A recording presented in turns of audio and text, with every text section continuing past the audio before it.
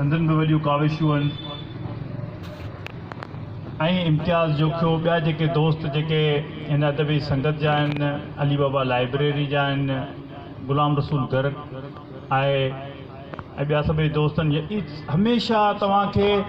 कॾहिं बि मूं ॾिठो आहे त इहे इन्हनि खे आराम सां वेहणु कोन ईंदो आहे। हमेशह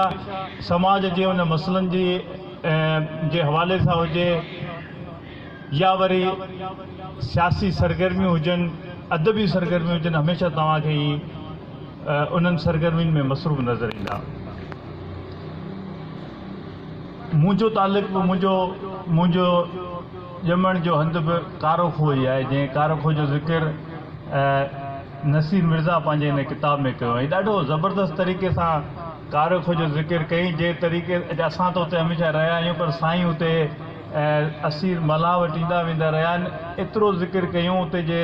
रस्तनि जा, उते जे बाग़नि जा। ऐं मूं त किताब घणो न पढ़ियो, पर साईं हुड वारनि सुज़ुकियुनि जो बि ज़िक्र कयो जेके उन रोड ते तमामु घणियूं हलंदियूं हुयूं, मशहूरु हूंदियूं हुयूं।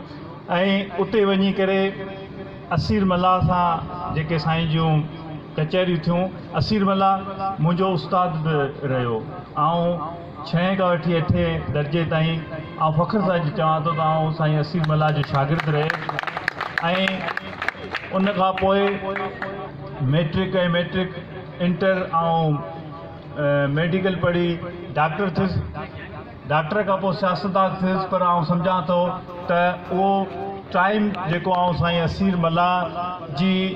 शागिर्दीअ में जॾहिं उहे असांजा उस्ताद हुआ गुज़ारियमि, उन जो असरु अॼु ॾींहं ताईं मुंहिंजी शख़्सियत ते, मुंहिंजी कामयाबीअ ते आहे। ऐं साईं असीर मला असांखे यकीनी तौर ते 6 खां 8 ताईं मुंहिंजी उन टाइम जी तालीम उते ॻोठ वारे स्कूल में ई थी, ॻोठ अला बचाई शोरो में। अदबी हवाले सां एतिरियूं घणियूं कचहरियूं साईं सां न थियूं हुयूं, पर हिकिड़ी ॻाल्हि हमेशह जॾहिं बि क्लास वठण खां पोइ या ईअं वेही करे गुफ़्तगू कंदा हुआसीं, साईं असीर मला जी या हमेशह कोशिशि रहंदी त क्लास शुरू थियण खां पहिरीं हू कलाक अधु कलाक हमेशह कचहरी ज़रूरु कंदा हुआ। ऐं कल्ह मूं यूट्यूब ते ईअं सर्च कयो पियो त घणनि अहिड़नि सोसाइटीज़ में हिकिड़ियूं ख़ासि ॾींहं ते मीटिंग्स रखियूं वञनि थियूं जिन जो असरु हुननि ते थिए थो। उन्हनि खे हू फ्राइडे मीटिंग्स जो नालो बि ॾियनि था, उन्हनि खे हू संडे मीटिंग्स जो नालो बि ॾियनि था। उन्हनि मीटिंग्स में जेके असां सां साईं असीर मला क्लास शुरू थियण खां पहिरीं या वरी उन्हनि दरमियान कंदो हो, हू असांजो न सिर्फ़ु ज़हननि में उहा रोशनी आणणु चाहींदो हो त तव्हांजी तालीम हिन 8 दर्जे ताईं या हिन स्कूल ताईं न आहे, पर तव्हांखे अॻिते वञिणो आहे, महिनत करणी आहे, रुकणो न आहे। ऐं पोइ असां ॾिठो त वाक़ई जेका ॻाल्हि हू उते चवंदा हुआ उहा अॼु असां ॾिसूं था त उन वक़्तु तालीम जो शरह रेशो जेको हूंदो असां वारे इलाइक़े में तमामु घटि हूंदो हो। मैट्रिक ताईं जेकॾहिं केरु पढ़ियो त तमामु वॾी अचीवमेंट हूंदी हुई, पर पोइ हुननि जी इहा सोच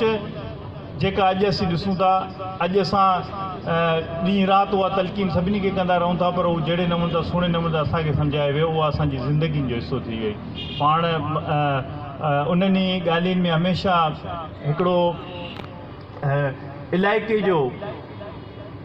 जेको दर्द उन्हनि जे दिलि में हूंदो उहो हमेशह असां महसूसु कंदासीं। हाणे उहो दर्द असां छो जो उन टाइम ते असांजी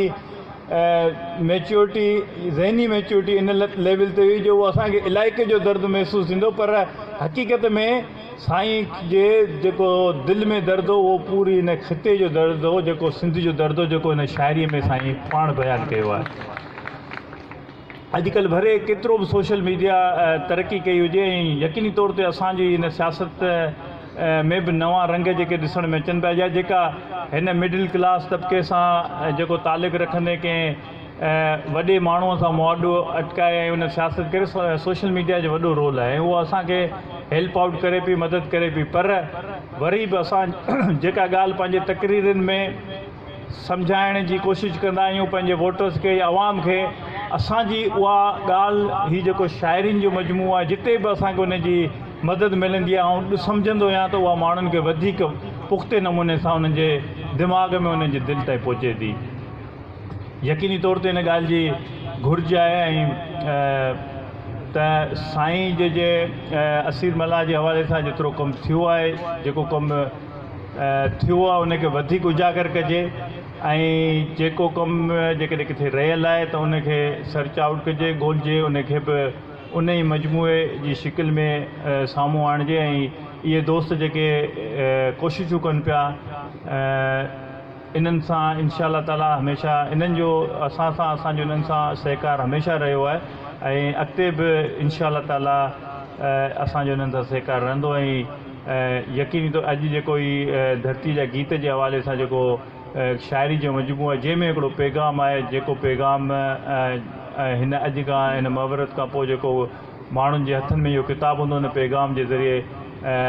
उहो सिंध जो दर्द या हिन समाज जो दर्द ऐं उन्हनि मसइलनि जो हिन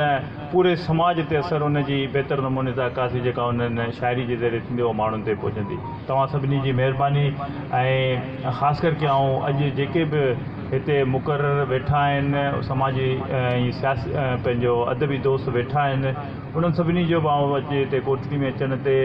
ऐं हिन प्रोग्राम में एॾो टाइम ॾियण ते शुक्रगुज़ार आहियां ऐं ख़ासि करके हिन मैनेजमेंट कमेटी जो शुक्रगुज़ार आहियां जे एॾो सुठो प्रोग्राम ऑर्गेनाइज़ करे अॼु हिन किताब जे हवाले सां प्रोग्राम ॾेई रखियो आहे। महिरबानी तव्हां सां।